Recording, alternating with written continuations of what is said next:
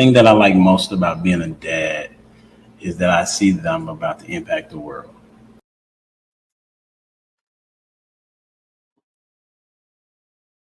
What's up, people? It's your boy Humble Dad back with another edition of Humble Dad Podcast. We got a good one for you. How do I know? Because I said so.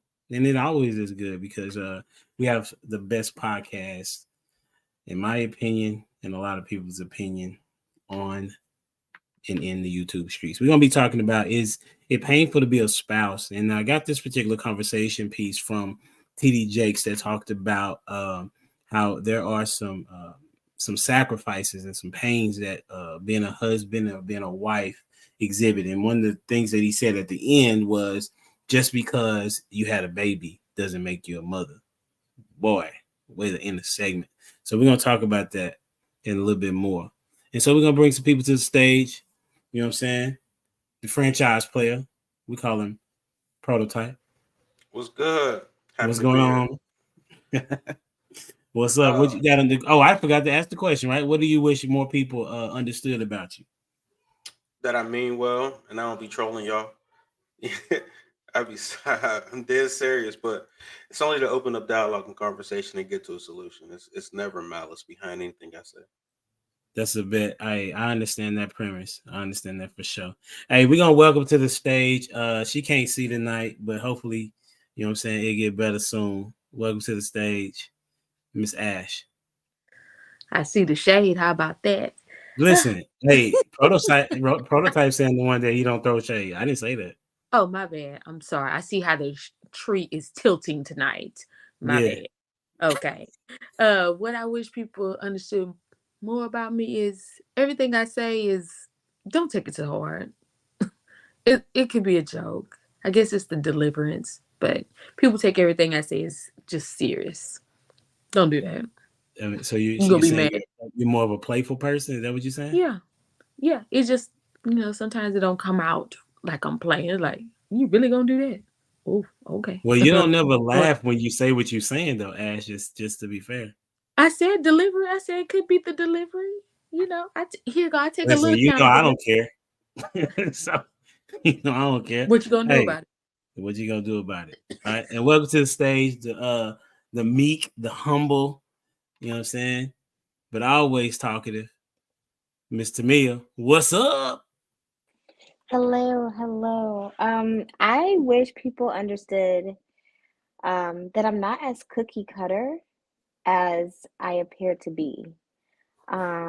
Yes, I get cookie cutter a lot, Prototype, where it's like everybody assumes that I'm just like porcelain doll kind of effect, or like a lot of people don't come to, well, a lot of people come to me, but when they come to me, they're coming to me because they think that I myself in my head have it all together, or I think I do.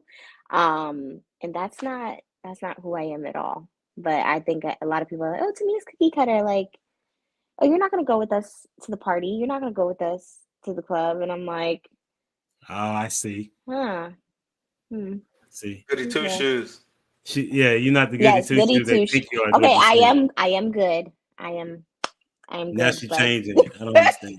Which one you want it to be? Hey, we'll get at you later. Get at me later. Yeah. And welcome to the stage. New to the channel, but hey, welcome to the channel, the stage, and the podcast. Miss Embrace, how you doing? Hi, how are you? How's everybody doing tonight? Thank you for having me. Absolutely. Appreciate you for being here. You got the question? Yep. And what I think more people would take the time to understand more about me, that I have goodwill intentions. They're not ill will. I do things for the betterment, not because I'm from New York or I have this tough exterior. It really is to uplift. But again, sometimes the delivery or the approach may not sound like it, but I really do have good intentions, and I just get misunderstood or underestimated. I think everybody in New York say that. What? That y'all misunderstood. Well. Like, y'all rude. Like this, you know what I'm saying? We're not rude. We're not rude. We just ain't got time for the shenanigans. To me, it's the only person I've ever met that don't have that New York vibe You know what I'm saying? For sure, I right? have an idea. See, Nothing it's wrong the with it. cookie You know what I'm cutter saying? that Nothing wrong comes with off. maybe it's me, my Like bias. you really got to tell somebody you from New York. Like I would. I can give me. It's probably but because I'm embrace in you can this hear it. setting. But embrace Yeah, you you can And can hear it. I've hear been it. out of New York since '89, and you see, you can leave New York, but New York will never leave you, no matter Yeah. where you go on this planet. Well, to me, I never got it. No, I have to it. me, I have to it. me, it does not sound New York at all. I don't sound like it, but if I say water or coffee or any of those The words you things, don't Blah use, blah the words I blah. all the say, words you but don't my use. attitude is Yeah, definitely East yeah, yeah. Flatbush. My attitude is definitely East Hey, Flatbush. This is funny. Okay, Tamia. I work with you. I ain't never seen the New York come out of you, but that's That's cool. why, because we work together. Oh, okay. That's why.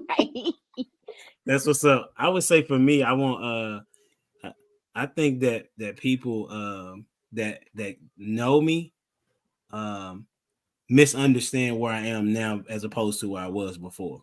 You know, I still speak with the same energy. You know what I'm saying? I just come from a different position as far as like I actually care. Like before when I would talk to you, I didn't care about what I was saying. And now I do care. You know what I'm saying? In a sense. Like if I'm telling you that you're wrong about something, I know that it's wrong. Like I don't care how you take it.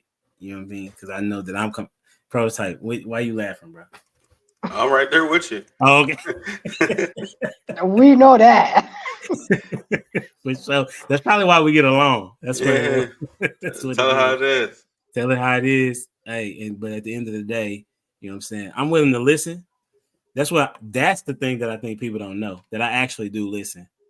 I may not do it all the time well, but I do listen. It's just that I be thinking about what I want to say before you finish your thought, which is not an active listener.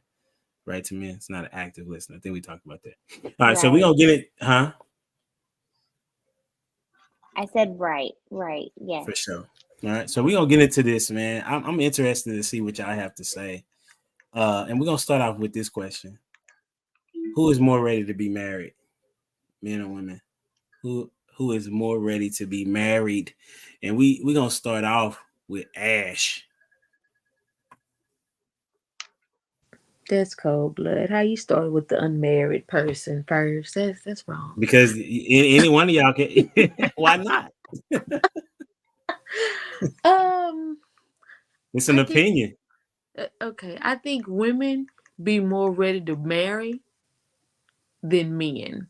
You know, because men, it takes some time to get there because you got to fill her out, make sure she ain't for the streets, make sure she ain't been around the homies too much and got in bed with the homies.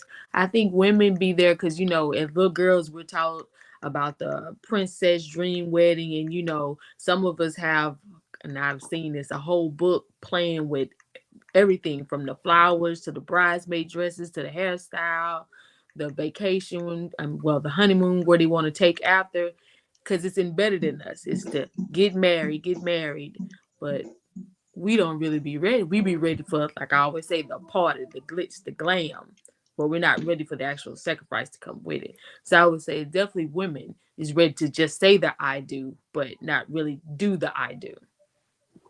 Okay, who you got going next?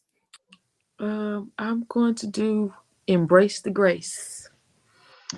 I'm gonna have to piggyback Ash because as little girls, we are given all these Disney fairy tales, happy ending stories. But I would have to say, with the generations today, I don't think none of the genders are ready to get married because they haven't really been shown an example of what marriage is. So how can you be ready for something that you've never really seen or been taught?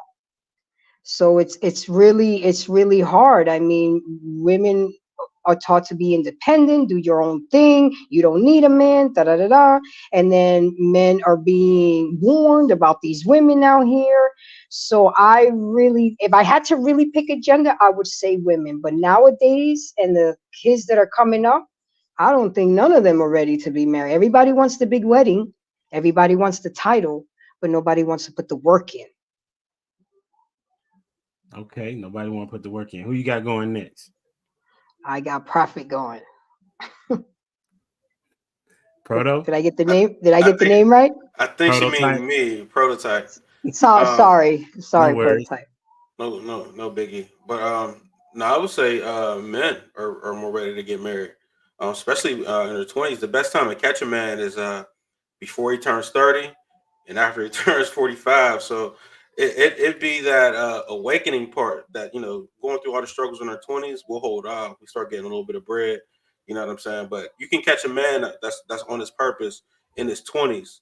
That's ready to settle down and get married and create that family and really do it right.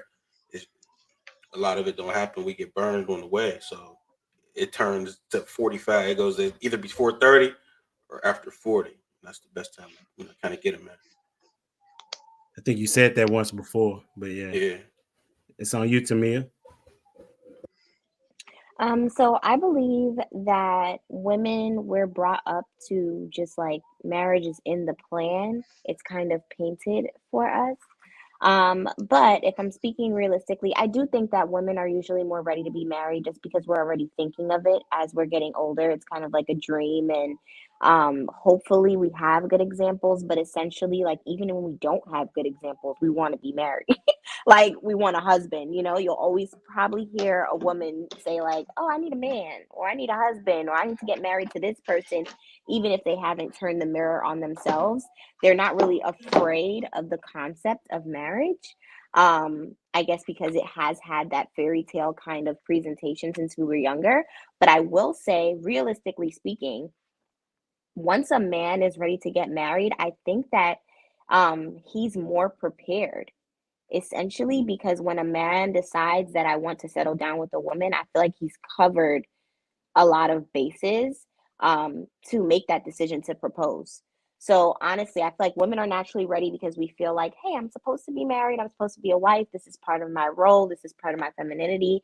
And we try to prepare, but I feel like men really think ahead and are kind of like, when they're ready to settle down, they're really putting thought into it. Can I provide? What is the family going to look like? What is our next 5 years going to look like? Hopefully, saying this is a, good man who's ready.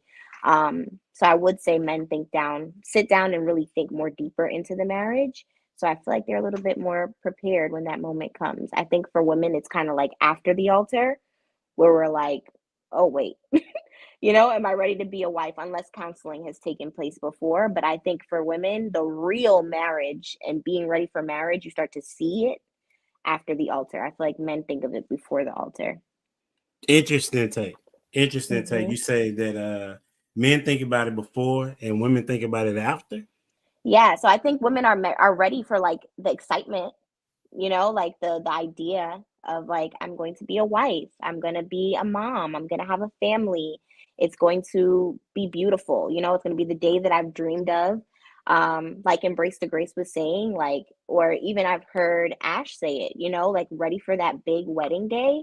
Essentially, I'm not saying intentions are just that day. We hope that, the entire marriage will go that way.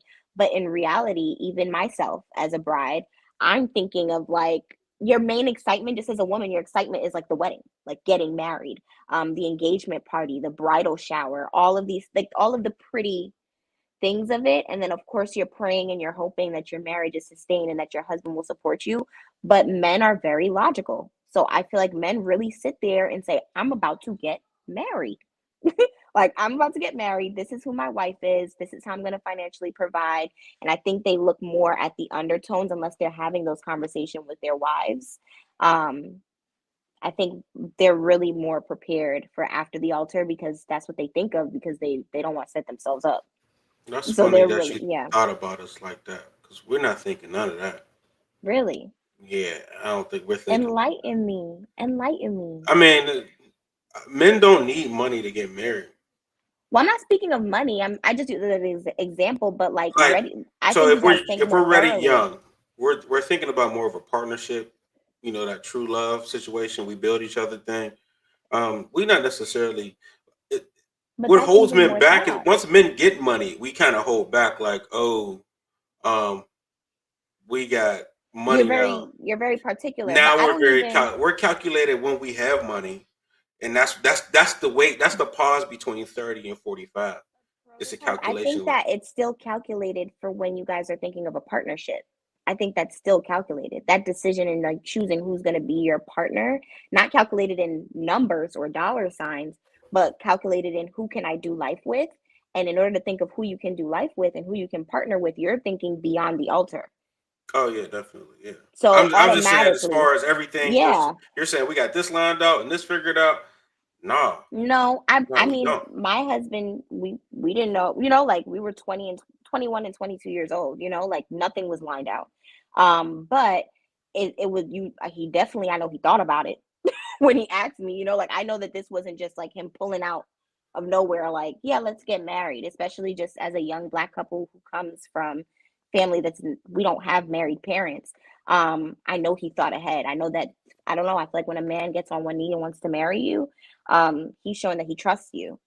So I feel like that's definitely thinking beyond the big day. Like y'all are like, oh yeah, my wife's gonna plan that. I'm gonna show up, hope it's great. There are some things I want to contribute to, but y'all are more focused on like the bigger picture. Like, I just want to marry you. Women, we are mainly seeing, I'm engaged. Y'all see the That's wedding day? beautiful. Yeah, y'all see Yeah, engagement we and see the the wedding wedding. day, the prettiness of it. Mm-hmm. I would say right now, I think men are more likely to be ready to be married. It's just that there's not a lot to choose from. Yeah. Because it's not. You know what I mean? Yeah. Like, I was looking at the situation. I'm in education, and it may be just because there's a lot of Black women that are single, but most Black teachers, women teachers, are single. Like the majority of them, like even the ones that I'm at the campus that I'm on right now. I'm trying to think of one that is married that I'm aware of. You know what I'm saying? That's Black, right? Out of let's see, I'm on a staff of it's what 8 of us. I'm the only dude, and then the other ones are women, and all of them are single. Now, had he been married before? A couple of them, I'm sorry, one of them is married. I apologize. She's been married for like 30 some years. You know what I'm saying? And so we'll have these different conversations, and they always trying to blame the man, but it's like you're not a wife though. You know what I'm saying? I'm saying that I think that there are men out there, more men that are ready to be married. You know what I'm saying? Than women, because like Prototype said, the dudes that are in their 20s, right? They have an idea of wanting to want to have something already, kind of getting ready to have a family. But once they get into the 30s, it's a wrap if they got money. And so then, but the interesting thing about it is that the 20-year-old women want the dude that got money. They don't want to build with nobody. So that's how I know that they're not ready. And then the older women, like when you get into your 50s, right? Now they still picky. You know what I'm Well, saying? I'll see a lot of women in their 30s reach back and start plucking at dudes in their 20s because they went Yep, I was just gonna say that. and it didn't work out. You know what I'm saying? So like women who got like baggage or in their 30s that have been through a couple relationships or a couple situations, they don't mind going back and grabbing a young dude with potential because now they can see it because the dudes before them had this certain something. So they caught on to it and they're like, oh, I see this in this young dude. I'll rock with him. But that's really robbing that young dude of his opportunities. Yeah, I was going to say that next. I was definitely going to say that there are older women that are going for 20-year-olds or whichever, which is, so be it, like your preference. But I really just, when I see that, I'm like, how is this going to work? Well, why is the woman robbing and the man not? You got men that go back and get 20-year-olds too. You got Papa out here, because I know Papa on the It's other not the day. same. How's it not the same? I think men, they groom at that stage. It's not robbing anything. I think that they are able to shape a woman into like grooming them into whatever they want to be, because women are more vulnerable. That's just my opinion. I don't think there's much to rob. I think men, when they go for younger women, they're going for the fact that she's hasn't seen a bunch of stuff. She hasn't experienced everything. So she's not She's not exposed yapping or at you. considered Yeah. damaged goods, so to speak. You know what I'm saying? Like she's less likely to It's a have little kids, selfish, but less likely to have partners, less likely to have more experiences. Men want to be able to have the opportunity to lead a woman. You know what I'm saying? And so if you have done everything, it's kind of a challenge, right, for you to want somebody, because women want a dude that is able to do more than her. And if she's done a lot, then that means that the dude has to have done more than that or accomplishing more than her. Okay, and so I'm not arguing that. I'm just saying, why can't an older woman get her little young tender, just like these men go get them because young? the young man can't have a baby with her. Or he Yeah, could, you but he's probably can. coming I in as mean, a brother, stepdad or you something. Like he's picking up baggage. Yeah, get but I'm saying he would want his own kid. That's what I'm saying. Like if we okay, so talking about he young can have dude, their like own in kids. 25 to 30, if that dude is with an older woman, Yeah. he's just trying to smash. Or he's really lost. He's looking Yeah. for someone who can kind of coach him through and help him out. And that's what that older woman offers, you know what I mean? Because he doesn't understand that the burden is really going to be all on him Yeah. when he's really ready. You know what I'm saying? So if he does hit into that groove of 35 and actually gets to it, then that relationship ain't going to last. Now, there's a lot of dudes that really don't really climb through or climb up, and they tend to stay in those, you know, older women relationships because they don't really plan on doing much more than what's Okay. going on. Like, you know what I'm saying? Like they're like, I'm good with this warehouse worker. I got me an old lady, basically a roommate that's gonna split these bills for life with me. You know what I'm saying? And she don't know that I don't really plan on doing much more than what I'm doing now, but she gonna try to push me, and at least I'll be better than her counterparts in a sense. Okay, so you're saying comfort if a young dude stay. Oh, for sure. Say it Now Okay. you again. can give, Comfort. I'm calling it comfort. That's what yeah. I'm just, you're not doing too much. You're just doing, I guess you could say, the bare minimum just to do what you want to do Yeah, because I and mean, not think about it. go above. What kind of woman? What kind of older woman do for a younger man? Maybe I don't She know. can do a lot. No, she I'm can. not. She can do a I'm lot. talking about. I'm talking No, about I'm from just saying I don't if know a guy because is we trying to build a family, right? And she's 50 plus, and he's 25. Oh no, we ain't talking about that. Yeah. I'm I wasn't when going I that say older women, I'm thinking 35. I ain't talking see, about 50. Oh I no, wasn't I saying was about age thinking like, bracket. I wasn't trying to Okay, go age bracket. 35. Okay, 35-year-old woman, 25-year-old dude. Yeah, Yeah. so She probably gonna have 2 kids. she definitely, but she's probably divorced or been in a lot of relationships. So she probably had a dude with something about him before, a decent dude before. So she knows what to do for him. So she be like, well, I'll just run the same thing I did with Johnny, even though he left me. I know how to treat this young dude because I know these young girls aren't treating young Johnny. You know what I'm Mm-hmm. saying? Like I'm a treating because I know how to treat big Johnny. You understand? So that's they can do a lot for a younger dude, but once that younger dude hit a stride, man, he's gonna it's want to start his done. own kind of situation. This AI. I was gonna say that too. I think I'm on the same page as you, HD, because I'm thinking of it. Well, I was thinking of it even as far as to like a woman in her early 40s, like 40s. That even going in there, you see women dating men 28, 27, 25. That is exists. I can give a scenario.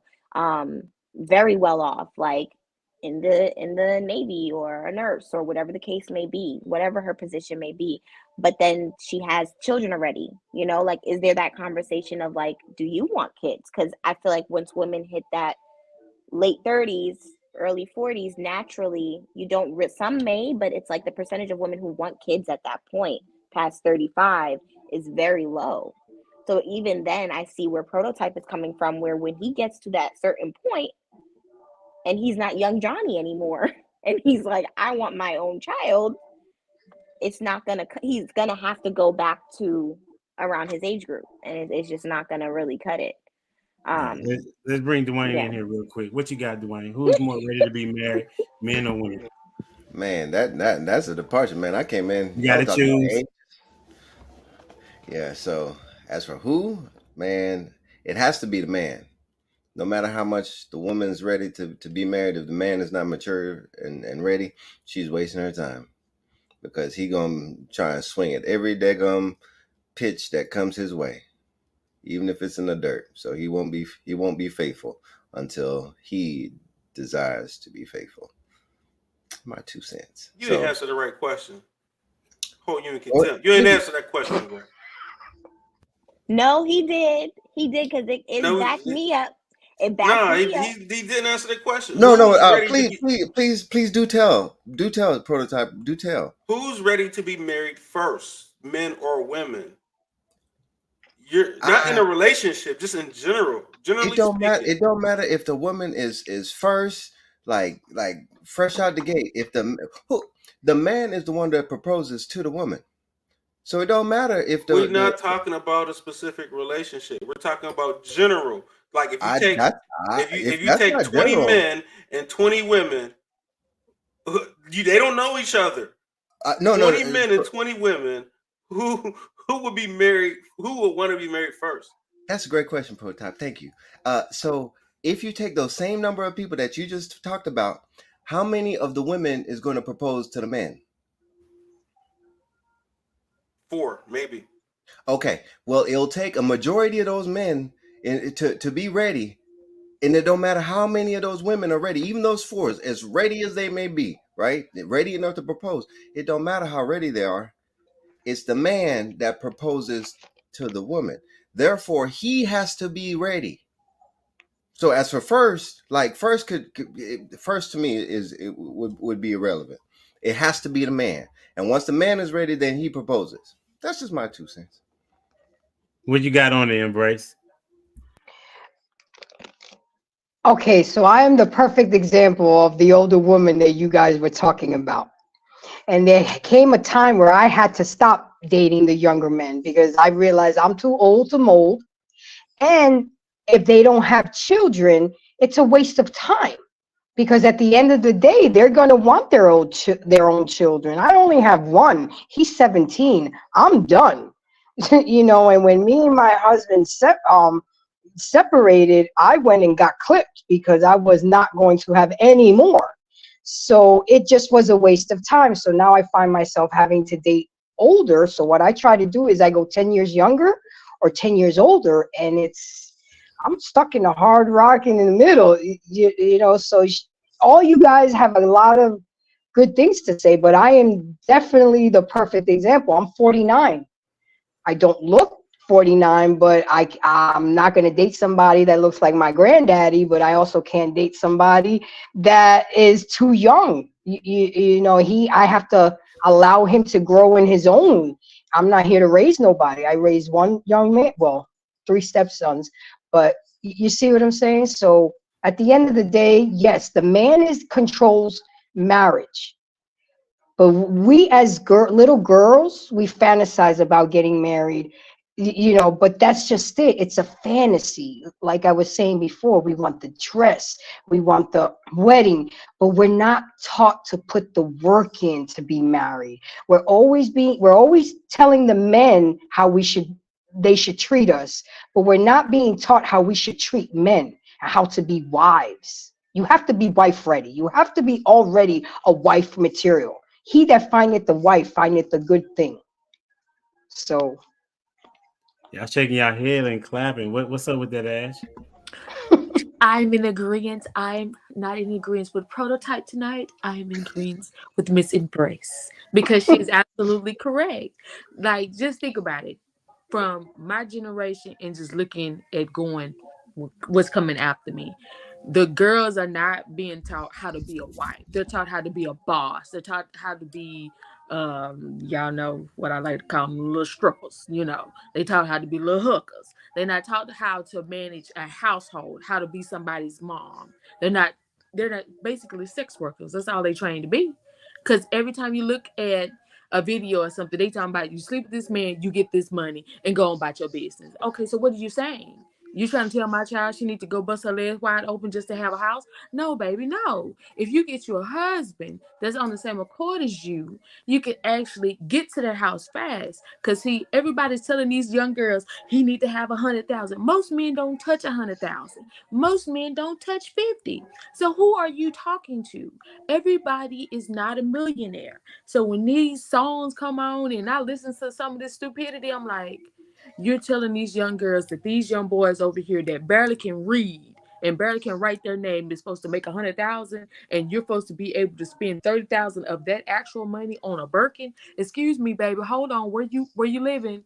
Because the cost of things has went up, and the stupidities went up right along with it. However, you can't tell my child this kind of stupidity, because when you're raising your kids right to teach them how to take care of home, that means they're getting ready for a husband. See, we're not teaching our kids how to take care of a husband. We're teaching them how to be little workers, and then when you go home at night, you deal with whatever and however you feel, and that's how you deal with it. Which brings us to the brunch. Now that we're drinking at 10 and 11 o'clock in the day, trying to numb these feelings. If you really just look at it, everything is a numbing process. Because if you're drinking all night and you go back to brunch, you're not thinking about, oh, that bed is lonely, because you're back out with your friends. You get what I'm saying? You're not, and your friends is not talking about being married. Why? Because they got you. Just look at the amount of girls trips now. Women been clicking up going out of town. Nobody's really doing couples. You see a couple on a trip, that's like a fantasy, a magical unicorn. You don't see that. You don't see it. It's not talked about. It's talked about the woman being an individual, and then you're lonely and you're mad. Why? Because you don't have nobody to share. These kids that's what people don't understand. Them kids get older, they want their own life. They don't want to deal with us at a certain time. They don't even like looking at us. Okay? I know mine, I know they ready to leave, and I'm ready for them to leave too. However, we got a couple more years. But at the same time, I know I gotta have a life after them, and I'm ready for that.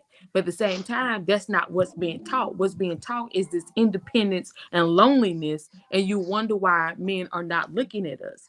Well, I wouldn't look at us neither. Shit. What you looking at? Everybody look the same. Everybody look like a doggone Bratz doll. Y'all know when the Bratz doll first come out, the cute little bitty lips, the big old head with the long hair, small waist, big butt. That's what they all look like. So what you really got to choose from? Let's just be honest. You are right in the pocket. Like the next question was, what is the challenge of finding a wife? Like that. That's what the next question was. And you was, my bad. I went. Prototype can go. Man, what's the challenge in finding a wife, man? There's so many. Because I mean, your mindset has to change in order to understand what you even need a wife for. You know what I'm saying? Like, don't get a wife until you know what to do with her. And I kind of learned that, like, you know what I'm saying, from like women will tell you, like, what you gonna do with me? Like, you know what I'm saying? You gotta have a plan for them. So don't get a wife until you even know what to do with a wife. I guess the challenge would be, I think men generally go for companionship, and that's why we generally want wives. For the most part, it's companionship, but women don't care about that, and we think that women function on the guy code, but they don't. You know, they have their own set of standards, and it's all about provisioning for them. You know what I'm saying? So I think we just misinterpret why to have a wife or why that person wants to be married to us anyway. You know what I'm saying? But it's not for the same reasons. Like we would genuinely like to have a wife for companionship, somebody to laugh with. You know what I'm saying? I think we're more of the Disney fairy tale than women. You know what I'm saying? Like, because we're truly in it for love and the right reasons, essentially. You know, the majority of men, but women are in it for for to be taken care of, and they really look at having your kids as a sacrifice. And while you're over here saying like it's both our kids, she's like, no, this is your kids, sucker. You know what I'm saying? I'm taking care of them for you. I had them for you. I'm taking care of them for you. And I think we misinterpret that as, oh, this is both of us, and it's really not a partnership like we think. That's what's up. Who you got going next on that? I'll go with Dwayne. Appreciate that. I say the challenge is after getting through all that fake stuff is find out what's real underneath. I think you would think that would be easy because I would say most people are shallow nowadays. That's just my opinion from what I observed. As for with the whole social media culture, the whole TikTok culture and all that jazz. So for me, it's getting through all that fake stuff. And I guess that's the challenge is finding somebody who it's not shallow. That would be the challenge. Explain what you mean by shallow. Like what that look like. Shallow is the opposite of, like the selfie generation. The selfie generation is all about, instead of taking a picture of other like the outside, they're all about the looking at inside what they can get for themselves, not what they can do for others. So like in what y'all were talking about, as for embrace, she was talking about as for how you can serve, they're looking how they can actually be served. So in that, it's like it's a very young mindset. It's who can fly me out, right? Who can fly me out? Who can do these things for me? And who can do this? And who could pay my rent? And who can do all these other things? It's like, no, that before getting that, it's like, if you are looking for somebody who can pay your rent, how are you looking to take care of that person? And I think that's the part that there's a disconnect, because it's only a one-way street in that regard. They're looking for people who are willing to take care of them, but they ain't willing to take care of the needs of the other person. So that's what I mean by the shallow. It's a selfish generation that I see is being developed. Is what can I get? How can I extract the most out of you without having to give anything? So for me, that's that. I can't. And like what Prototype was saying, that's for a companionship, as for a friend, a true friend. It's a two-way street, right? It's a reciprocating relationship. It's not just them extracting from you without no give. So that's how I'm looking at it. Who you got going next? Let's go with Ash. Ash already went, bro. You don't remember the soliloquy that she gave? Bad, She my talked bad, for like my 3-4 bad, minutes. Ash, you just be you be cutting them up. So I want you to cut up some more. Oh well, My I bad. mean, I could go now. I could go Well, again now. You know, I there's ain't got blood no everywhere. on me. to me, let's go. So, ooh, that stretch. So I feel like what makes it challenging is a lot of women these days, and this is my personal opinion, are lacking guidance from God. A lot of women are not reading their word.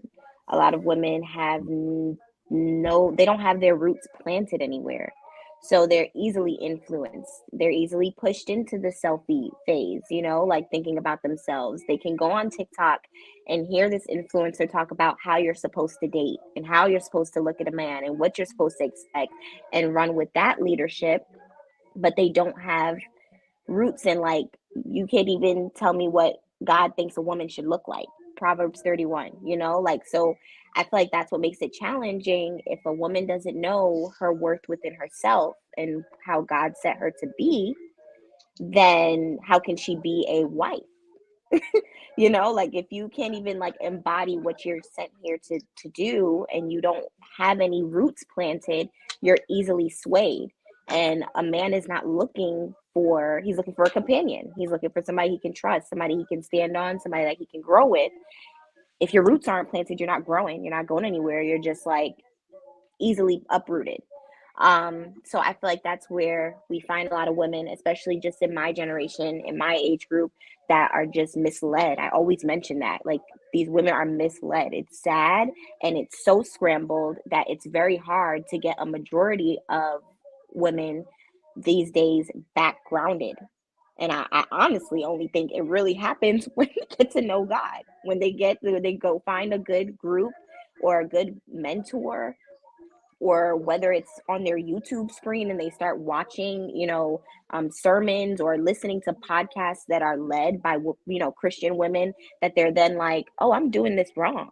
Like I'm doing something, needs to change or something needs to shift, because it starts within. So I definitely just feel like it's a lack of discernment on who they're listening to. It's a lack of guidance, and then it's a lack of faith. So that's where I feel like it becomes challenging, because you can't be a wife and you don't know how to pray, you don't know how to uphold your house, you don't know what you're supposed to do. And the only place that really shows that in good context that you can follow with no doubt is in the Bible. That's good. That's solid. Embrace, what you got? One of the main challenges is that most women would rather be baby mamas versus wives. You know, how are you going to give the most ultimate precious thing to a man before you even get married? And two, everything is transactional, like Dwayne was saying. It's a transactional relationship. Marriage is about service and duty to each other. I mean, you say submit to a woman nowadays, it's like you cursing them out. It's a curse word. And again, and I got to piggyback on Tamia. It all comes from the word. Yes, I grew up in a two-parent household. I saw what it was to how husband and wife to interact. You know, the good times, the bad times, and the ugly times. You know, I had to serve my brother. That was me practicing as for when I had a husband. You know, and we're not being taught that. When we're not shaming the bad behavior enough. You know, we'll sit the single mother in the front pew of the church with 4 kids with 3 different baby daddies. Did we lose him? Okay. But then the couple in the back who's married is all the way in the back, and the pastor allows that. And I just feel that we're not doing enough mentorship. We're not you know, it takes a village. Like, I coached basketball for 18 years, and I saw these young men and these young women in all age groups, and the things and the conversations that they would talk about. And not one time did I hear about family unit, marriage. It's all about who they going, you know, the bodies they gonna catch, or this dude is gonna buy me this. It's really sad. We're lost in the sauce, and that's because we've taken God out of everything. You know, we've taken God out of school. We've taken God out of the church. You know, and then, I mean, I get called an old head. I get called old fashioned all the time, but the old fashioned ways was working. We were more united. We were more family oriented. Now we don't even sit down and have a meal. We have to have Thanksgiving to sit down and have a meal. And even then, some people are too busy watching football and doing other things or shopping for Black Friday and not really sitting. I mean, I had a meal with my family every night at 6:30 p.m. till I was 14 years old. That was a must. My dad would say, "You better be home before the lights catch you home." You know, and we had to be seated at a table by 6:30. And once I turned 14, it was different. I was working sports. Things changed. We don't have that anymore. We don't have Sunday dinners anymore. It's hard, but we got to keep chipping it away. Content creators like us, people who want to make the change in the community. I mean, we can't save everybody, but we got to try. We got to try to save some, you know, at least for the sake of our grandchildren. That's a fact. I agree with that. This is interesting. You know, I definitely kind of echo everybody sentiment. You know, I think that the challenge of finding a wife also is that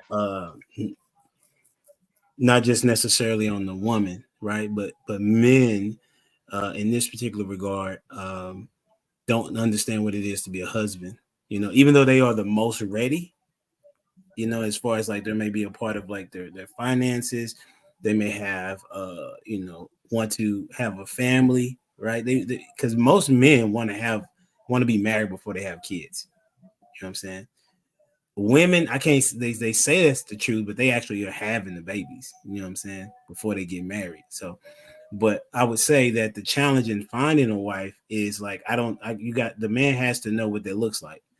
He got to know that he has to have dig discipline, first of all. You know what I'm saying? You can't just go shoot up everybody that you see and be like, you know what, I think I'm gonna make one of these my wife. You know, he has to be goal oriented, and as Prototype said, he got to know what to do. What is she gonna do in his program? Right. And so there are a lot of women that is it a lot? I mean, I would say like the ones I talk to, it's a lot of women that don't necessarily want to be a part of a program. They want the man to be a part of theirs, right? And that's not how it works. So that makes it also challenging, you know. But in my estimation, I think that if a man wants to be married, then he can. The challenge is that he just has to work even harder to find a wife, because as y'all have already stated, Tamia said it, like a lot of women are not operating from the position of following Christ, right? And then they don't even look to find a guy that's following Christ, right? Right. So I said that I put that on a little reel yesterday or earlier today. It's like y'all women are complaining about dudes' morality, right? But y'all still giving up goods. You know what I'm saying? Like y'all still giving up the goods to dudes that y'all say are immoral, but y'all still want him to be y'all leader. Like you can't say that you want a leader, but then he's not following anybody. A great leader knows how to follow, right? So, but yeah, the challenges are there. I don't agree. That's fine. What you disagree with? Here we go. What you disagree with, homie? Oh man. I think there's still good men that don't follow Christ. Like there's solid individuals that, you know what I'm saying? Like normally those herbalist guys, or you know what I'm saying, you know, Did you say herbal? Did you say herbal? The herbalist dudes with all the hair, you know, with the Organic. dreads and the seashells in their head, and they What makes them typically good? mean well. I What's the mean, definition? The good is defined the by good God. the good is they're there to impact the community in a positive way. You know what I mean? Like they're teaching the kids how to garden. They're doing stuff around the community that kind of, you know, that impacts the youth in positive ways, as if it's teaching them a skill or making sure the hoop courts are clean, or, you know what I'm saying? Them guys are, you know, sometimes can be a little stressed, but those guys normally have women that look, you know, wear the seashells too. Like, you know what I'm saying? So That don't mean he's gonna be faithful. I'm not talking about being faithful. That's a part of being a good dude. Is it? Yeah. Yes. I Yeah, don't because know. Yeah. hold on, but that's Yeah. being faithful to everything you're talking about, prototype. Like that's for your community, like doing stuff for your community. Like Part that's of a what part. God said a Part of that's man being is. faithful. God's Say that God How again. would be. you be a good dude, but you're not faithful to your kid's mother? It depends. But what if No. he's one of those people that's with the, you know, they got to have all the wives, you know, they got But that's 3 not cheating. So here's the thing. Are you That's not saying Martin Luther cheating. That's King not cheating. is not a good dude? Huh? Martin Luther King isn't a good dude? Wait, so okay. So I have a No, he's good not a point. good dude. I have a good point. Well, at least I think it's a good point. He could be a good dude, but he's not his best. And he's not at his fullest potential, is what I believe. If he is lacking faith and guidance, in Christ, Martin Luther King, none of us knew Martin, okay? And from what I've heard, he wasn't the best dude, but also, from no, That's see, How y'all hearsay, sit here and say that's not MLK ain't a admissible. good That's dude? not admissible. That's listen, hearsay. this is not even it though. What I'm saying though is God does not call his children that don't fully know him yet bad people. They just, like once you're ready to know him, he will accept you with open arms. He doesn't say, oh, you're a bad person because you have not given your full life to me yet. I think it's just a matter of you're not living at your fullest potential until you've become like a man of God. And I feel like if you're a Christian woman, then you should be looking for that. So if you are a seashell woman and you like seashell men, that's fine. You and your seashells can be great. But if you're a Christian woman, your seashell man will not fulfill you and you will not have the covenant that you want.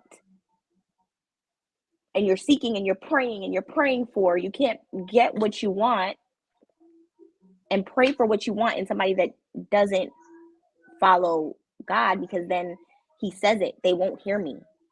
They can't hear me. Those who not follow me don't hear me. He speaks in parables. He does all that. They won't understand me. So you're always going to be in a lack sense in that reference, unless your prayers are so strong. And because it does happen sometimes.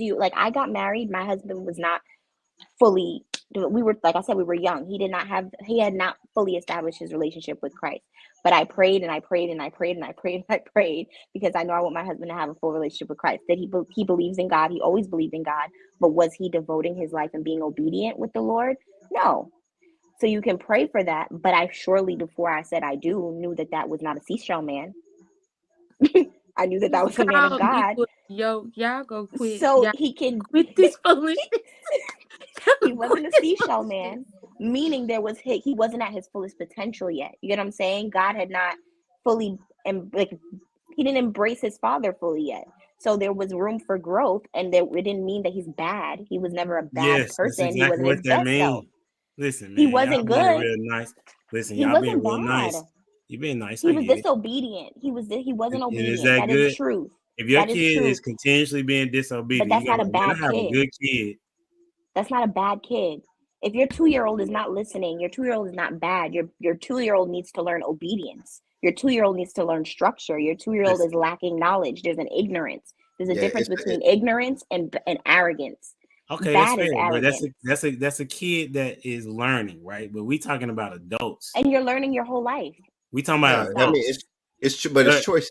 It's choices. You could always turn around and start making good choices. Exactly. Like you're not good yet. Who not good? You're not good yet. Oh my I'm God. not good. So you're We're not saying all the perfect. Muslim men are not good? They're all bad men. Muslim men are bad men. I'm not gonna No, I'm say talking to that HD. because they believe I'm talking to they HD. believe. According to the text, I mean, it all depends on like it depends. Like I would say, according to the text, yes, right? Because I you're supposed mean, to be because Seashells are because God. morality It's your because belief. morality because if we're talking about morality, right? Morality is from the Bible, right? God sets the standard. So therefore, yes, they would be considered not good men because they're not following out the Christ. They're following out their some other God, right? So and it says that you should only have one wife. In the Muslim community, if you're a bishop, you should only have one wife. If you're a bishop, no, it's not that. it It's says to be a bishop. nah. Go ahead and go read it, bro. Okay. I read He it said, plenty. I'm telling you, okay. it says to be a bishop. So I hear what you're saying, right? But it doesn't. It's not just for bishops. It's for any man that's following Christ, right? You're referring to when they Why was do you change that? the, Why do you change that on your own accord? Why do you change that? I didn't change it. That's in the New Testament. If you're talking about in the Old Testament, No, I'm talking about the New Testament. It specifically says bishop. Every man is not called. You know what I'm saying? Every man is not a you know if you're going to be a head of the church like a bishop, then yes, this is the standard. But that's not for every man. So let me ask you this question: do you think that God is out of order or is He in order? These are one of the questions. He's in order. Okay. All right. So He sets the order. What do you think the number one order is in the church or outside the church? I don't know. You do know it's inside the church. So He sets the standard because in the form of who He is, right? He says He's God. Then you equate that to the man, right? So you have God, Jesus. I'm sorry, you have God in the church, right? And so it's the bride and you have the groom. There's one bride and there's one groom, right? So the way He said it was in the church. This is how it should be operated in this church. So how it works in the church, it should work outside the church, right? Because that is the standard and that's the structure, right? So for people to say, well, he's just I don't talking understand the outside. What do you mean outside the church? No, Like outside of believers? In the world. in the world. In So the world. I'll give you a different case in point. Okay, specifically like this.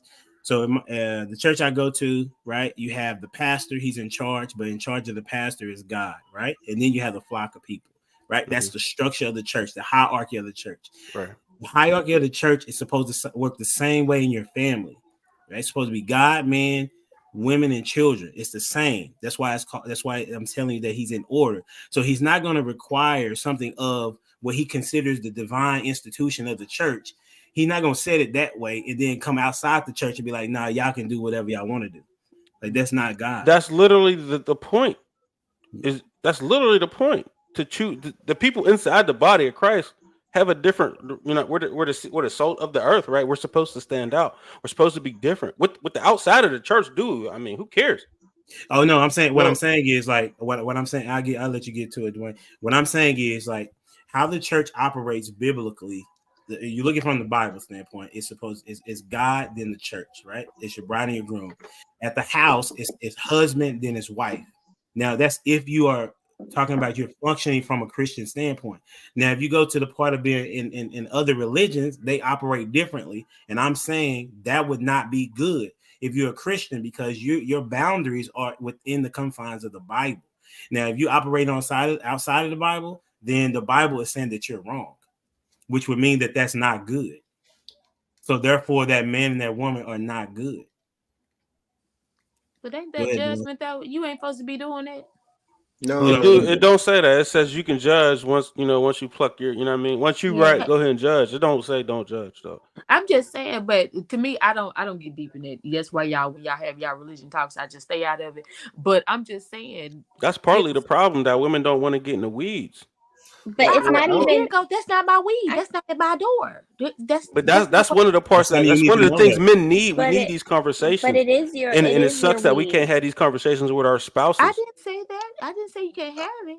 But to me, it's No, gonna be like I'm talking to a telling rock. you, we can't have it. It's hard to find a woman So that we can have these conversations with because y'all don't never want to get in the weeds. I actually love this conversation, and I will say, and I will say, That's it. I Ash, agree with you on that prototype. I will say, Ash, it isn't judgment, it's the word. So it's like, and I think that's where things get lost. Like, it's like people think that they're being judged, but it's like, no, the word is the word, it's unchanging, it's constant. So if the word Right, says, like, don't do this, and you right, go do that, and somebody else is a believer and a Christian that also knows their word and is like being a friend or being as God said and Jesus said, like you should bring light as a follower, you should shed light. If you see something taking part and you know in the word and that person says they're a Christian, like if they're a Muslim, whatever, that's their business. Basically, that's their lane. But if they're a Christian and you're a Christian, like if you tell me, Ash, that you believe in God, and you're my sister in Christ, and I see that you're saying you believe in God and you want to be a believer, and you're doing something that is against His word, I'm not judging you. If I say, Ash, in verse blah blah blah blah blah, this is what God wants us to do. If you want to live your life that way, and you want that level of support, and you want me to be truthful with you, I suggest you go read this and maybe try to figure out how you can align with it, because otherwise there is no loophole. He says there's no lukewarm, it's hot or cold. Like it's either you're with me or you get spit out. So it's like that's just the truth. That's not judgment. That's just truth. So it's no, like I'm not that's not judging you. It's what not I was talking me. about. The point I'm But talking yeah, about is how you gonna tell somebody else that's better than some of these religions since they was 2 and 3 getting popped for it and tell them that they wrong. That's my God part can change because anybody. if that's what they do, that's what they do. Like I said, I stay out of religion talk because it's not my essay parte. That's not my specialty. Yeah, it's got a But cause into it. I just feel like if their religion say they can have 75 wives, let them go over there and do that. If that ain't affecting your household, the way I look at things is like this: if it ain't affecting my household and affecting the outcome of my children, let it slide. Because at the end of the day, I can't change some people's mind. Go Go ahead, ahead. Dwayne. Put your little church finger down. You ain't got to do all that. hey, I should have got up, man. I should have said amen a couple of times talking about it, but I stayed down. No, but to your point, Ash, it's I enjoy. That's one of my favorite chapters in the Bible, from Matthew 7. Judge not, lest ye be judged. Most people think that there's a period after judge not, and they're like, judge not and leave it alone. It's not a period, it's a comma. And it said, judge not, lest ye be judged, for the same measure in which you measure somebody will be used against you. So, and that whole chapter is about hypocrisy. It's about hypocrisy. So it's like, don't go off telling somebody they can't do something, right? So going back, as for, hey, you can't be having more than one wife. Or to Prototype's point, like whenever it comes to the deacon, you can't be a deacon sitting there telling, hey, you got to be faithful to your wife, and next thing you know, you off cheating and not being faithful, and then you turn up having 12 wives. You just like the Muslims. In per se, I don't know for the Muslim piece, but I'm just saying, like, it's about hypocrisy. So you can't be telling somebody not to do something whenever you're doing the same thing. To what you were saying, Prototype, this, hey, before you go talking about the speck that's in your brother's eye, make sure you get the plank out of your own eye. That big old beam, to make sure you're good first, and then you're able, make sure that you know the truth first, and then you're able to go and then share with other people. So it's not just don't judge. There's a standard, like, and I think that's from a cultural standpoint, right? Like, as for with Christianity, it says Prototype, you said it, you're supposed to be the salt of the earth. The next is, if the salt loses its flavor, what is it then good for? But to be trampled under the foot of men. Right? So in that, it's like it lines up. So if you don't do what you're supposed to do, guess what? Something's gonna happen to you. You're gonna be trampled on the foot of men. Like, you ain't gonna be good for nothing. So in it, like, whenever we, and from a point of the public square, embracing grace, said earlier, like, a lot of, like, as for morality has been taken out of our culture because we have allowed it to. right? And they've been injecting their form of morality into the culture, like this whole baby mama mentality, all these other things. Like these things have been injecting into the culture.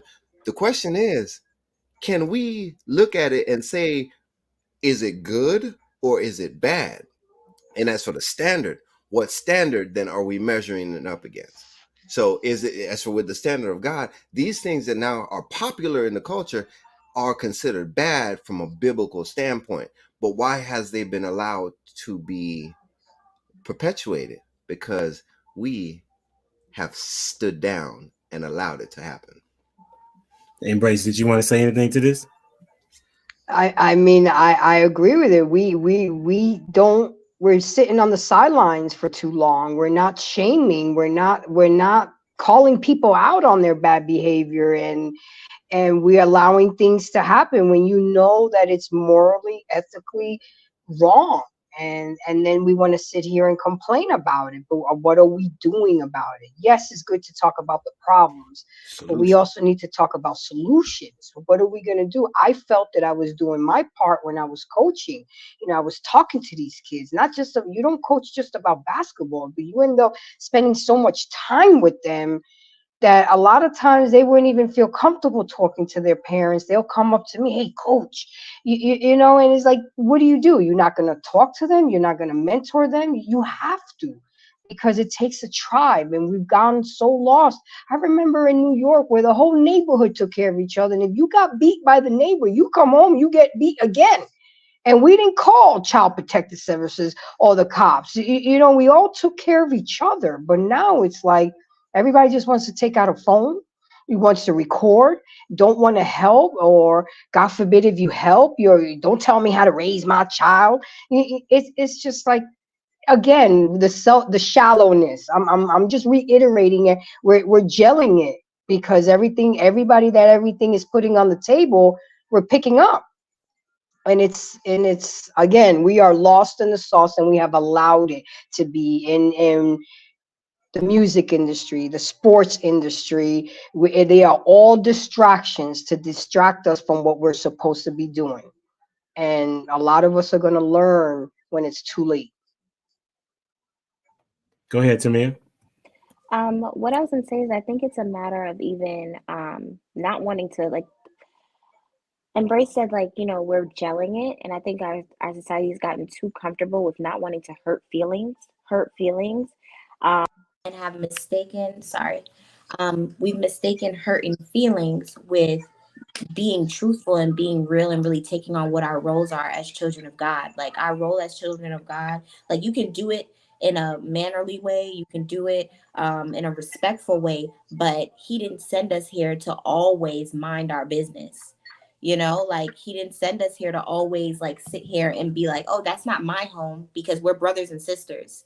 So there's circumstances where it's like, if your heart calls on it, that's when you pray about stuff. So nobody's telling you to go and just be like, you're right. No, discernment. So if you see something and it's moving your heart, pray about it. Am I supposed to speak to this person? Am I supposed to like share what I'm feeling with this person? See if they know about this. If he'll tell you. But we're not always, we got used to like, that's not, and not talking to targeting you, Ash, whatever, because I've done this too. It's just like this whole like it's not my business kind of wave, and it's like that's why we're here, because it wasn't our business, because there was no more neighbors. Love each other like we're neighbors. Love thy neighbor. That's not only a physical sense. And I even have an example, last example, like for example, Ash mentioned, like, what about people who have been in these religions since their childhood? There are many things that we have known since our childhood that we've learned is not okay for us. So there's a lady that went to Sarah Jake's Woman Evolve. She's a Muslim. She went with a friend. She converted her life to Christ after that. She grew up a Muslim woman, and she went and she just felt God. And if God wants His children, He'll have them. It doesn't matter who you were for the previous 25, 30 years before that. It doesn't matter what your mom told you or who's at home, because their life is not for them. Your life is for God. Your parents don't even own you. We don't even own our children. They're not ours. They're God's. So it's like we get into this space of, I don't want to hurt feelings. I don't want to step on toes. Everybody has their own way and their own right, and that's not the truth. Your life is not yours. Like, the world is like that. The world gives you your options. The world lets you choose seashells and all this other stuff. But end of the day, this is not our life. That's Like, really good. That's I really love good. it. That's really good. She coming back to the I seashell. love it. Yeah, my late wife Jen, she grew up as a voodooist. She wasn't, but her mom was, right? And because of how vocal I was when we were just friends, made her want to inquire about who Christ was, right? And so that was like, I think she got baptized when she was maybe 21, something like that, right? So, yes, even though they may have grown up and heard these things, it doesn't change that the way that they were living were incorrect according to the scripture. It's no different than a Muslim saying that, according to the Torah, that Christians are not living right. Okay, it's the exact same thing. So, who am I to judge? Well, the part that people miss is, I think it's in John, it may be John 1:1, or the John 10. It's try the spirit by the spirit, right? So you're supposed to be, and if you're an individual, matter of fact, we judge all the time, which is interesting to me. You decide on what friends you're gonna have based on what it is and what type of people they are. So that's you being judgmental, and not only that, you're actually being discriminatory because you have a particular preference in which you want to have people hanging around you or even hanging around your kids, right? So that's a part of the judgment that he was talking about in the scripture, was being like you don't have a hell to put nobody in. That's what he was talking about in that scripture. It was talking about condemnation, not in the sense of, you know what I'm saying, well, you're a bad person. No, because if that was the case, then Jesus wouldn't have went and threw over, went into the temple and threw over things if that was the case, right? Or Peter calling out, I'm sorry, Paul calling out, was it Peter? You know what I'm saying? Like, there are situations in the text where people are called out for the things that they have done.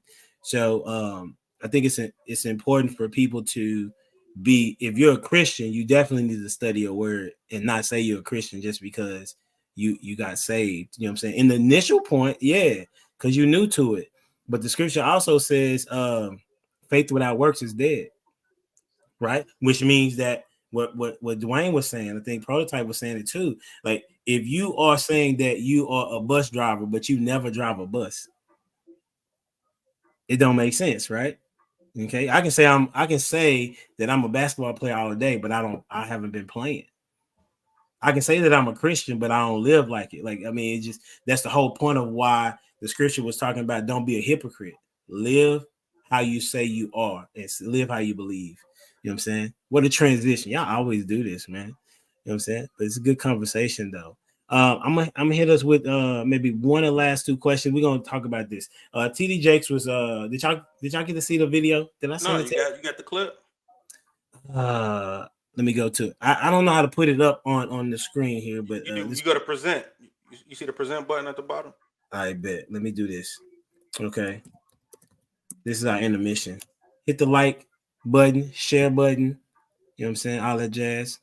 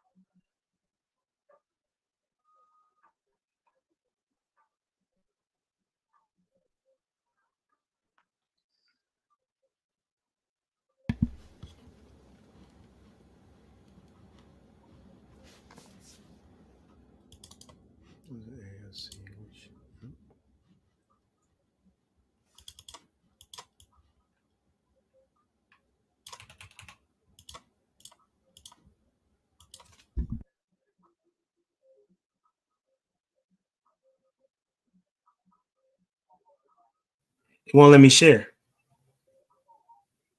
When I go share screen.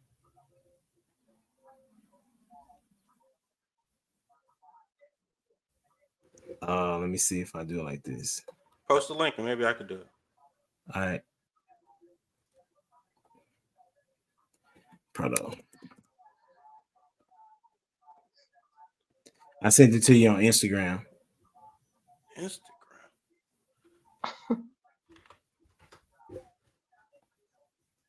Because it's not allowing me to share. I see what you're talking about though. Here's the link though. Okay. Yeah, I got you. He was talking about it being painful to be a spouse, a husband as well as a wife, which sparked this interesting dialogue that we're having. 14,000 people liked it. And of course, there were people that got into their feelings. Those are the ones that ain't doing right and that's making it painful. You got it, Prototype? Yeah, I got it. Okay. What I need to do? Hold on.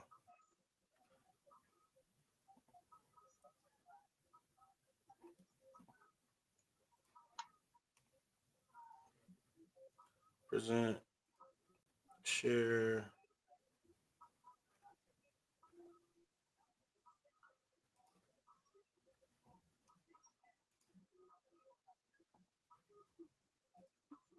Yeah, that's weird. Oh, I see.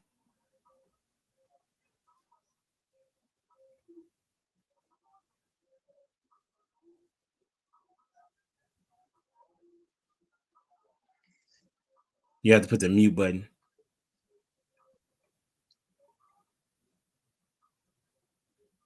You see, you have to hit the mute button on the Instagram. Can y'all hear it? I can't hear it. No. You can hear it though. It's because of the mute button needs to be undone.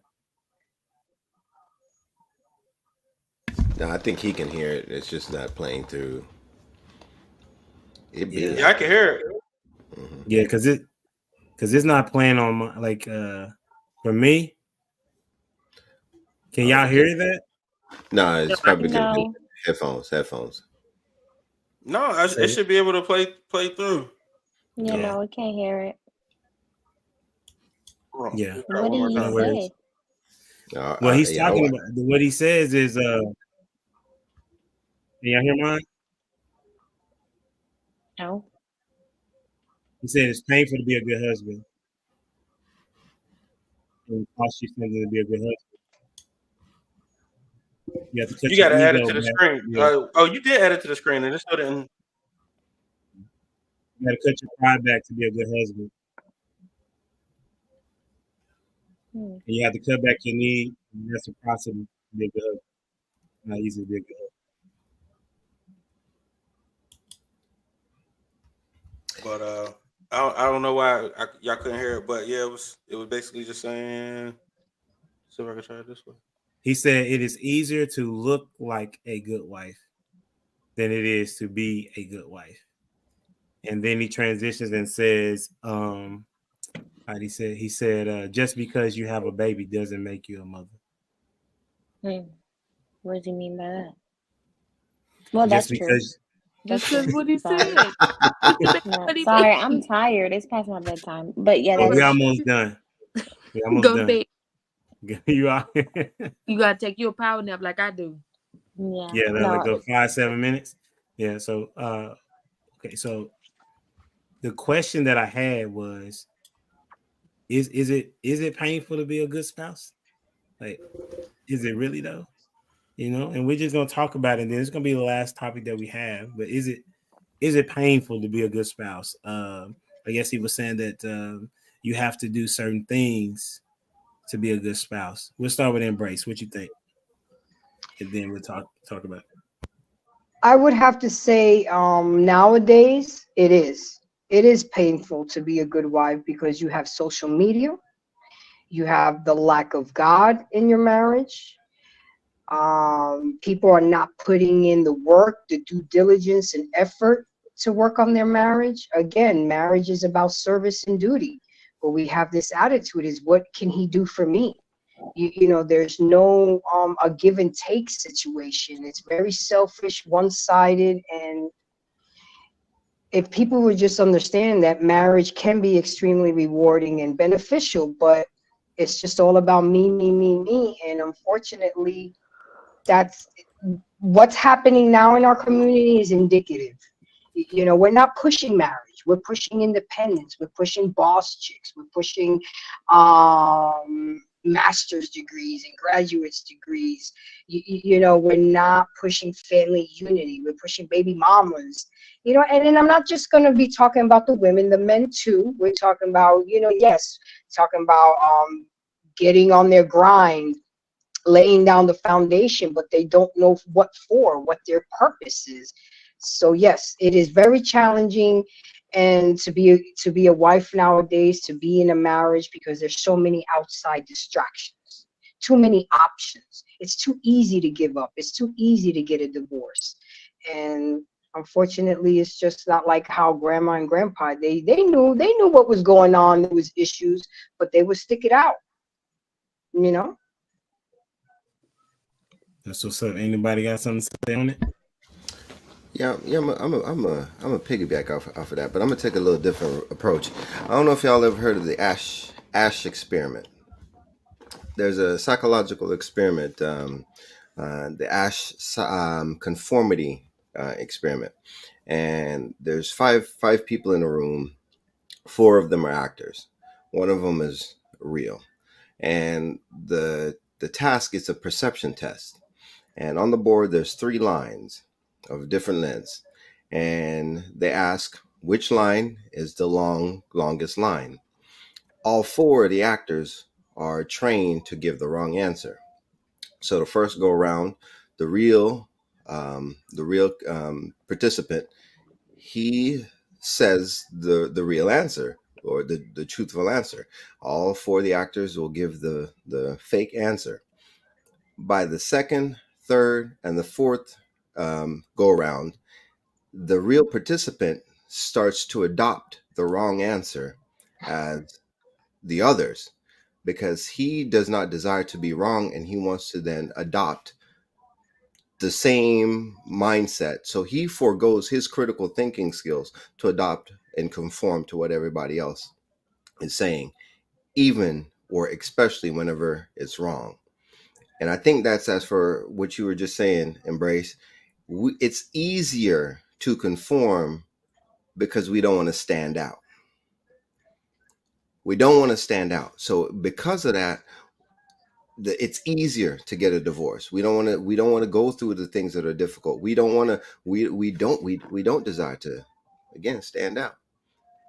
We want to just conform to what everybody else is doing, and that's the group think. That's the herd mentality, and I that's how I see it. So, is it painful to be a good spouse? Yes, because everything in which we are hearing now goes against the grain.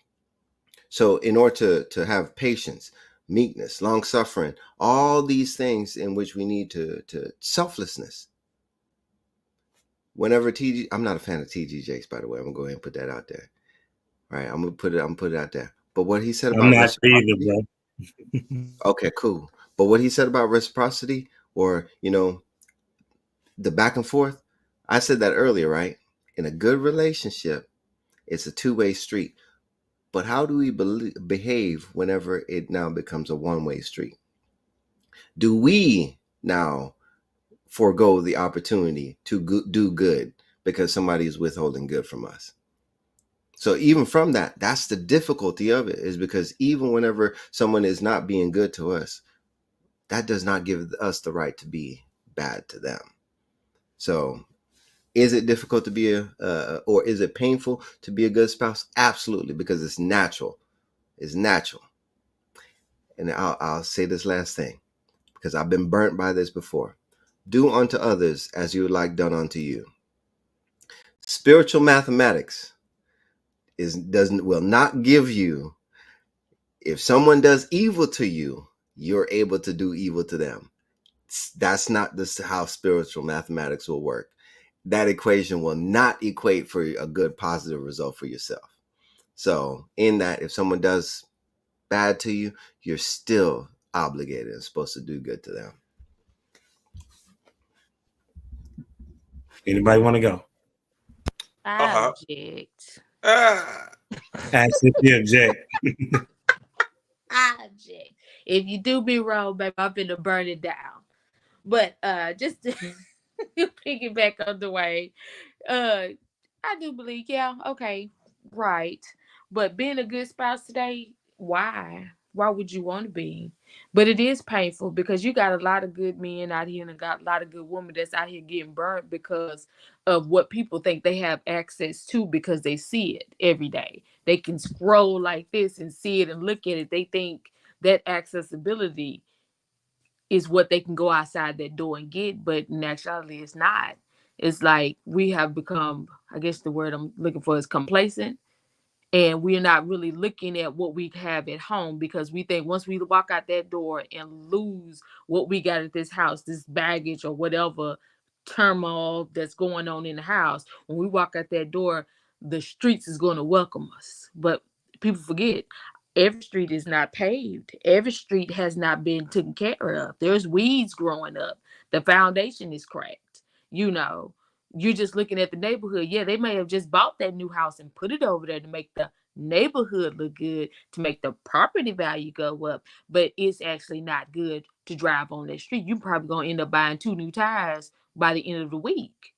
But I just think that there's a lot of good people out here that's in some bad situations and they just hurting. And that pain is just gonna start manifesting and spewing because that's what you see on TV. These people killing folks, going crazy, shooting up places. That's all it is. It's just the pain is coming out.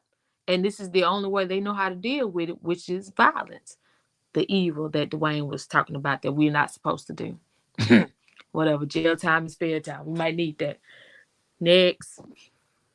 So I'll kind of hop at it.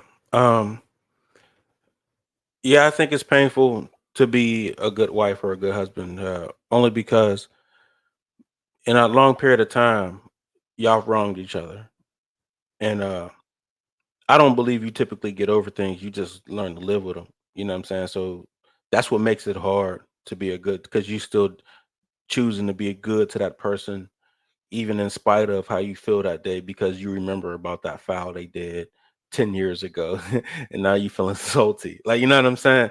Like those times happen, you know what I mean? Where you're like, dang, man, they didn't do XYZ. Now I feel some type of way. And it could be months later, years later. I mean, you just don't get over it. You know, you just kind of you find a way to live with it and try to be good, even though you're living with some type of hurt, pain, you know, that way. Um, in a good relationship, though, I'm not saying those are in a perfect world, I guess, if there was no harm done to you know, either one of y'all in whatever phase, then yeah, no, it should be a blissful thing. It shouldn't be painful at all. It should just be, you know, me with my partner working things out the way we supposed to and handling life. But the only thing, like I said, the only thing for me that makes it any you know painful, I can see as being painful is if somebody did something and I have to still, you know, work with this person anyway. You know what I'm saying? Figure out a way to harbor whatever feelings or throw away feelings or talk about the feelings or whatever. Handle those emotions is what makes it hard or painful. I don't know who That's didn't go what's up. yet. Tamia, on you. Tamia. I would say that it can be painful. I don't think it's painful in general to be a good spouse. I feel like you should want to be a good spouse. But I do feel as though that there are moments where it feels painful when you have to sacrifice and you have to surrender and you have to go ahead and just like throw the towel in for the sake of the bigger picture. That can be painful. Nobody wants, like, nobody's born in their flesh wanting to do that. Like, just, yeah, fine. Like, I know I feel like I'm right, but I'm just gonna say I'm wrong. Like nobody wants to do that. But I also feel like pain is temporary, and with pain, after that pain, there's growth. So which is what a marriage is for. You're not supposed to remain complacent. You're supposed to grow together. You're supposed to learn with one another. And it is true, like Prototype says, like when you're with somebody for the rest of your life, you are not going to be perfect to them all the time. Whether it's minor or large, there's going to be a time where you hurt feelings. And there's going to be a time where you have to own up to things and take responsibility. And that doesn't always feel like butterflies. So if you are being a good spouse and you're thugging things out and, you're sticking to the grain and doing things by the book, there are times where there's pain. Even Christ suffered. So it's like there's going to be pain in good things. But yeah. That's good, man. It is definitely the reason why I say that it's painful is because you're literally going against your flesh. You know, is a spiritual warfare to fight against forgiveness, as Prototype said. Like if somebody, you know, your woman or your man has done you wrong, even if it's in a disagreement of an argument or something like that, forgiveness has to take place. And some people don't necessarily forgive in the way that they should, and so therefore there's the challenge. I mean, and also it's like Dwayne said, and as TD Jakes, Pastor Jakes was saying, is that listen, it's not gonna always be reciprocal. You know, it's gonna be times where you're gonna, and it's gonna be at times. I don't understand is there a way for each person to give the same amount as the other person is giving? I don't see how that could be, and that means you would have to take and score, right? As one of my mentors said, he said you should do for your spouse as if you're not getting anything in return, because you're supposed to be giving to them, right? Because that's your duty.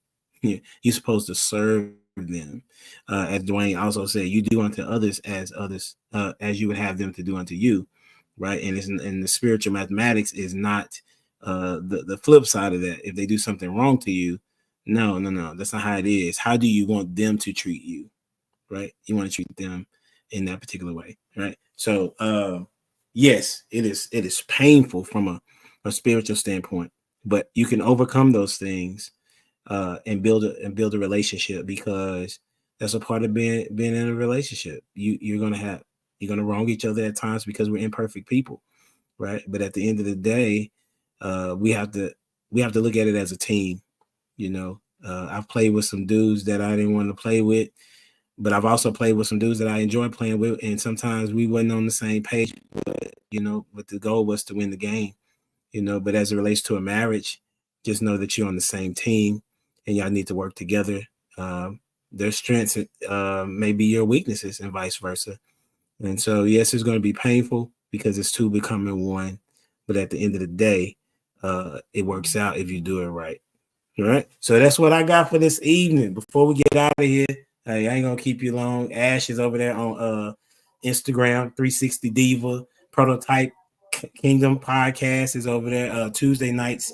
I always forget. I think it's 9 Eastern, right? 9 Eastern on Tuesday. No, on Wednesday. Tuesdays. Wednesdays you on for the Wednesdays ladies. now? We haven't had a Tuesday Wednesday show in a while, but tune in on Tuesday, and we still got plenty of content, man. Tap in. Okay, that's a bit. And then Tamia, she's got mommy journeys or some journals that she be vlogging about or whatnot. Isn't that right, Tamia? The day in the life of Tamia. Yes. She be over there on TikTok. Yes. Yeah, for sure. So go check her out. Then you got Dwayne photography. You know what I'm saying? He's doing dope things. He said, listen, he only does word of mouth. So I'm just telling y'all need to let people know about Dwayne because he's phenomenal. And then we appreciate you, Embrace the Grace, for joining us this evening. Thank you for having me. It was a pleasure. Was okay for you. Absolutely. Thursday nights, Absolutely. 8 p.m. And they can is find when you I also, come on. right? That's a bit. Well, it's been real. It's been dope. And as always, it's been phenomenal. Don't forget to like, share, comment, subscribe to the channel.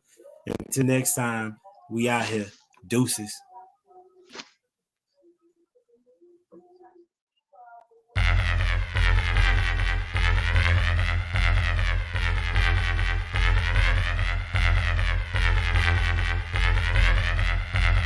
The boy is dangerous.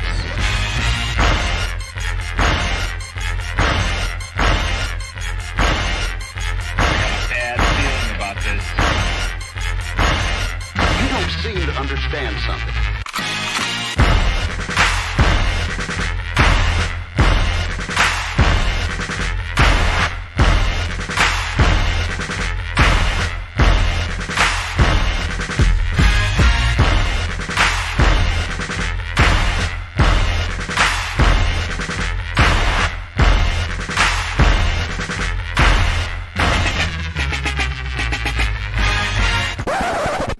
the thing that I like most about being a dad is that I see that I'm about to impact the world.